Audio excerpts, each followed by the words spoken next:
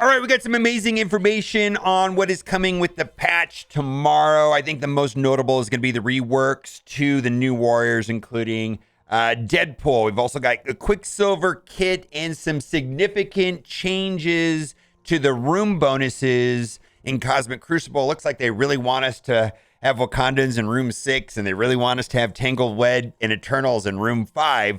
We're going to get into it. So, new characters and updates. Captain America, Iron Fist, Union Jack, Bucky Barnes, and Quicksilver. It says 6, so I'm guessing there is going to be another announcement of what the 6th character right here only states 5. And largely these characters are for a skill raid team. I'm sure there's going to be videos out there. The kits for these characters was released on Friday's blog post. We're not going to go over that. Quicksilver, as soon as Cosmic Crucible Rewards recruits this versatile speedster who plays exceedingly well with most team compositions, and I think this kit was largely released yesterday, so we're going to go over it quickly, but the focus of the video is going to be the new warriors. And there's also a Nick Fury rework also.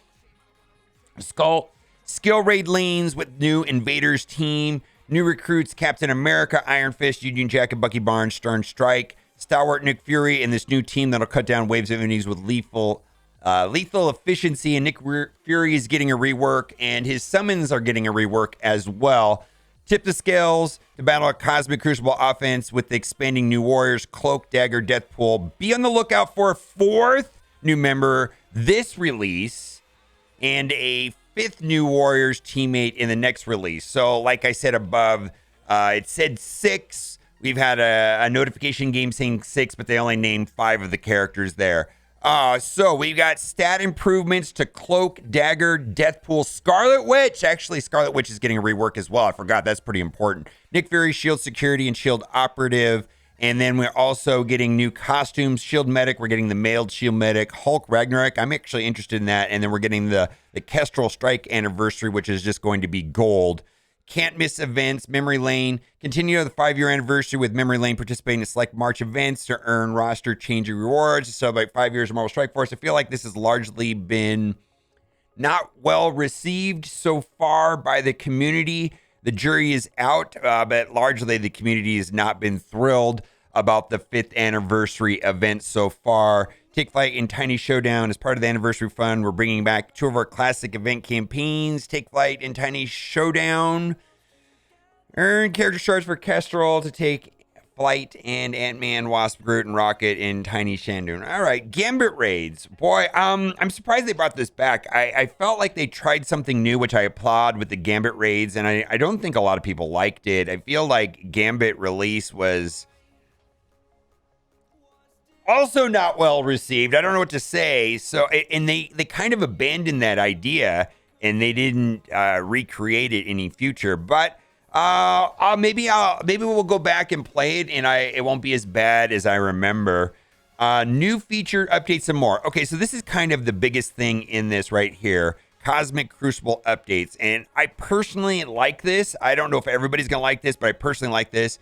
You don't want to miss the Cosmic Crucible action where, due to player feedback, your opponent's stage results are now hidden into the conclusion of a trial. We believe this will result in a better player experience. Now, the reason why I think this is a good thing is because I was placed at a strategic advantage by waiting to the last minute to doing my attacks. And by hiding my opponent's results, not only am I unable to see their secret attack and strategy until the match is over, there's no incentive now to wait to the last minute. So now I'm given a 24-hour window where I can attack at my convenience, and I'm not given a strategic advantage to waiting to the last 30 minutes. And with the time constraints in this game, I feel like that is good. Like War. To play War optimally, you need to play at certain times. And to play Cosmic Crucible optimally, you needed to play in the last hour. And by eliminating this, now it makes it that I can play it at any time without giving my opponent an advantage if I choose to do it early. Okay, so we got some room bonuses, including Global Rules, Stage Rules 5, and Stage 6. Global Rules, Darkhold now have minus 10% max health, focus, resistance, and damage. Wow. And stage 5, on defense, Tangleweb characters with stealth gain 20% damage. On defense, Eternal characters count as Tangleweb characters. On defense, Tangleweb characters apply bleed on hit. On defense, Eternal characters gain 20% resistance and max health. On defense, on spawn, if Cersei's an ally, Tangleweb characters gain revive once with 50% max health. On defense, on spawn, if Icarus an ally, Tanglewebs gain 2 stacks of immunity. On offense, reduce resistance by 20% of your character with bleed. Literally, they are telling us what to put on defense in room 5, and that is Tangleweb with Eternals. If you don't like it, how dare you, Theorycraft? Just put the teams in there. Do what the rooms tell you to do. I don't know if this is a good or bad thing. We're going to see same thing in room 6. On defense, on spawn, Mystic Wakandan characters gain revive once with 30% max health. I feel like some people were doing other things in room 6 other than Wakandans. And it says Mystic Wakandans getting revive once with 30% max health. And so people were doing other things like putting Darkhold there. It's like, how dare you, Theorycraft? No, you must put Wakandans. Like, again, I don't know if it's a good or a bad thing, but it feels like they really want you to use these teams in those rooms, probably because they're creating a problem and then selling us a solution with Quicksilver or King and Masters of Evil, so that the teams, you're pretty much going to need those teams on offense to beat these rooms, is my best guess on why they're doing it this way. New Catalysts have changed challenges. 2 new challenges are coming to the Catalyst of Change rewards. Tons of augmented Catalyst parts. Power up your blasters, ensure that you can get your hands on these new rewards. Take your roster to the next level. New hard difficulty chapters, and I believe this is going to be coming out on Wednesday, where we're going to get farmability, if I remember correctly, and I could be off on this, Vivision, Dazzler, and Nico. And more importantly, there's some hard to find gear tier 16 pieces that I need specifically for Apocalypse. From what I can see, they're going to be farmable. So that's a good thing. Claim all for milestones. I know people have been asking for this. I think this is what people were really asking for. And instead, back in the day, what we got is a claim all mail, which has been a problem for sure. Players at level 64 now see a visual indication of for which daily objectives will be auto-completed when they have an active 7-day login streak. Please know that when you first unlock auto-complete daily objectives, the auto-completed streak will begin the next time your daily objectives reset. Additionally, a red badge will no longer display for an unclaimable streak milestone. Your daily logon is inactive. All right, graphics optimization. So we're going to see what that is. Something to do with when a character is eliminated from battle. We're going to have to re-download all the assets when the patch, which happens every time we get a patch anyways. Bug fixes before we get into the meat of the video today. Level 7 upgrade for Mr. Center Special Big Gene Therapy contained a typo. Basically doesn't change anything. King's kit was a little off, and they're fixing that. Kane the Conqueror's ultimate ability times up, now correctly applying a speed bar reduction to the target regardless of where they have defense up. Again, a fix to Kang. Kang the Conqueror's special ability foreseen strikes now correctly ignores the defense up on adjacent characters when the main target does not have defense up, so that's great. Kang the Conqueror's passive ability Time Ward now correctly ignores defense up on targets, so this is actually a boost to Kang. The description to the level 5 ISO 8 healer class is only a test fix. Combat behavior is correct. Or it's a text fixed only. Combat behavior is correct. And then the annoying scroll bar on the roster screen is going to be fixed. And then they're going to add a delay after Spider Weaver's attack so that you can discern whether or not the character died from bleed or from her attack. And the reason why that's important is because they do not revive. And so I noticed this was an issue where it looks like you kill them and then they have revive, and they're not supposed to revive. But what was happening is they weren't dying from her attack. They were dying from the bleed. All right, Quicksilver. I believe the kits for Quicksilver are out there, and I believe there's gameplay footage. I'm going to skip past this because I believe there's a lot of coverage on the Quicksilver kit as well. You're welcome to check that out. Character updates, and it's behind me here. Deathpool is going to get a rework. Base health 11%, armor 6%, focus 18%, resist 10%. Her special is changing so that now when she steals 10% health from primary and adjacent targets, redistribute to health and all mystic and new warrior allies. I think that's great. Her ultimate now will be kill on revive. They cannot be revived, so that's a bonus to her ultimate. And then I think the more significant changes are going to be in Crucible right here. On Crucible offense, on spawn, fill speed bar for self and all new warrior allies by 10%, for 5% for each new warrior's ally. And I'm not really sure what they mean by that, but I'm sure it's going to be good. I wish we had a test mode for Cosmic Crucible so we could test these things, because we're kind of doing it blind right now. On raids or Cosmic Crucible on spawn, gain 1 charge up to a maximum 5 on enemy death, generate 1 ability energy for 2 random mystic or new warrior allies or self that were not fully not at full energy at the start of the current turn, so they're adding the new warriors. Mystic and new warriors gain 10% drain, so I think that's fantastic. Some changes to Cloak, some stat increases, health, armor, focus, resist, and then the passive will be changing on Cloak. In Crucible, where there was some raid bonuses that they're now extending to Crucible offense bonus. So this is going to be offensive Crucible team. When an enemy gains offense down, reduce the speed bar of that enemy by 15%. That is very powerful.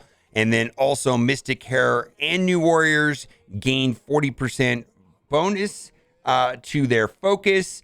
And in raids or Crucible offense, New Warriors allies gain 15% damage. While this character has offense up, he is going to have an additional dodge chance. Boy, he's dodgy right there. All right, Cloak is dodgy. I try to save him for last because the dodge mechanic sometimes is annoying when you could just wipe out Dagger instead. Plus, she has the turn 2. That's just something I've noticed. All right, Dagger, rework. Health, 11%, armor, 8%, focus, 12%, resist, 20%. Okay, so we got some stat increases. That's great. Clear heal block from all Mystic Hero and New Warrior allies. And then the passive also is going to be changing so that on spawn, apply 3 regenerations for 2 turns to self and all Mystic Hero and New Warrior allies. And then same thing right here. Mystic Hero and New Warrior allies gain 50% resistance. And then they're adding the Crucible offense to some of the raid bonuses as well. New Warriors gain 15% damage. So hopefully they're going to be useful on offense. Those 3 characters, and I'm guessing there's going to be 2 more. One more this patch, which is unnamed, and then another one in the following patch. We're going to see how that plays out. Now, Scarlet Witch is getting a rework, and also Quicksilver can summon Scarlet Witch. We're in the kit. Like I said, you're going to want to check that out. But I think this is kind of important is right here. Heal self of 1 random Quicksilver ally. So a lot of this, but I'm actually going to focus on some of this right here. This is on basically the ultimate before it basically just extended the negative effects, but now it's going to be applying defense down. So that is going to be a straight up buff to Scarlet Witch when she is used on the Darkhold team. Now when she does her ultimate, she's going to be applying defense down. I think that's a pretty significant boost. If Quicksilver is an ally, this attack deals double damage to all enemies. And also if Quicksilver is an ally, it cannot be blocked. And then her passive now on spawn of Quicksilver is an ally, apply +1 charge up to maximum 5 to 1 random Quicksilver ally on attack, gain deflect. So that is going to make her a little bit more durable even on the Darkhold team. When the enemy attacks a Quicksilver ally, attack that enemy for 250% damage on death, apply offense up, defense up, speed up, counter evade to a random Quicksilver. On Quicksilver ally death, gain offense up, defense up, speed up, counter, and evade. So this actually will make Darkhold a little bit better. Like if you're running Darkhold easily by far. Scarlet Witch was the worst character on the team, and now she has a little bit better sustain, and now she applies defense down, which I think should be useful. Nick Fury's getting a rework, and this is going to be mostly in conjunction with the Invader skill team. Massive stat increases, but if you're using Nick Fury right now on like SA Kestrel, this is still going to be a significant rework for sure. Base stat increases, health, damage, armor, resistance. Wow. Nick Fury might actually be legendary. I think so. And then his special, gain defense up for 2 turns plus 2 per spread all positive effects to self on all allies excluding taunt. And a lot of people were using that to mostly to spread the speed up, but now you're going to be able to spread all of that as well. And then they're adding the invader tag to the heal part. But I think this is going to be pretty important right here. Defense up for 2 turns and 2 death prof. So, I mean, typically when you run Nick Fury, oftentimes you do the special turn 1 rather than the ultimate. And people do that just for the speed up, right? And because he's relatively fast. So that's going to be a significant improvement right there to have that as well. And then his ultimate will be different now. 3 shield agents, and the shield agents got a rework. Gain a positive effect for 2 turns. Apply defense up 2 depth and taunt to the summoned agents. I think that is significant right there because he can go early, and then these guys are going to be taunting, and I think that's fantastic. This is actually a pretty big deal right here. Now his passive is fill speed bar for self by 10% per 10% invader ally. In raids, always apply speed up. And then they're adding the invader tag to the assist now. And then in raids, so this is going to be mostly for a raid team. In raids, if there are 3 more invader allies, grant assist now to self or a random ally for each invader ally's turn. And then again, adding the invader tag for his passives. Now, like I mentioned, not only did Nick Fury get a rework, but so did Shield Security and Shield Operative, which are the minions, and they get significant, actually very big stat increases. They were kind of bad overall, and they often presented a liability in certain game modes against certain characters whose passives benefited from kills, and you could really shoot yourself in the foot by summoning a lot of times. So this is a maybe the summons will be more useful. They're going to be taunting, more damage in raids. They get extra focus so they can apply the slow, and then they can do the special, which if they're slowed, they apply stun. And the new part, it looks like that they are going to be doing, let's see, I got to read this here, more damage and extra focus. So the shield security now is going to have a lot of extra focus, specifically in raids. He's going to be able to apply the slow with the basic. He's going to be able to apply the stun if there is a slow with the ultimate. Now, this is only for the summoned characters. So this does not apply to the normal shield security. This applies only to Nick Fury's ones that he summons. On spawn, apply deflect up to a maximum 2 to all invader allies. When ally drops below 50% health, gain taunt. If that ally is an invader, also gain defense up in raids on death. Fill speed bar of all invader allies by 15%. Gain 20% block chance and 10% block chance for each invader ally, and gain 10% block amount. Now, shield operative, massive stat increases, health, damage, armor, 20, 30. I mean, they were bad. They really were bad. And then the basic now is changing. Transfer positive effect from primary target, excluding taunt, to random Nick Fury in raids. Always reduce speed bar of the primary target by 25%. That's kind of a big deal. Clear taunt from the primary target and gain a bunch of focus. So this is going to be a raid specific. And then also on the special, or it's the ultimate, the special, but there's only 2 attacks, basic and special on shield operative. Apply stealth for 2 turns, the most injured non-summoned ally. If there are no non-summoned allies, apply stealth for 2 turns, the most injured ally. And then heal the ally for 50% of this character's max health. So that's good as well. Then for the summons only, so this is for Nick Fury's summons on spawn, Apply counter to all invader allies, which Nick Fury is now a invader, but I guess if you're going to be using it on that team, it looks like he's going to be used on that team. In raids, also on turn, apply counter to all invader allies. On death, fill speed bar for all invader allies and gain 30% focus. So I think that is significant. Are you excited about the new patch? I'm pretty excited about the reworks. I think they're going to be interesting. Even if you don't use the teams that they're talking about, I think specifically like Scarlet Witch being able to apply defense down is kind of a big deal. Let me know what you think in the comment section. As always, thanks for watching. Keep on gaming, and we'll do patch day tomorrow on Twitch. See you there.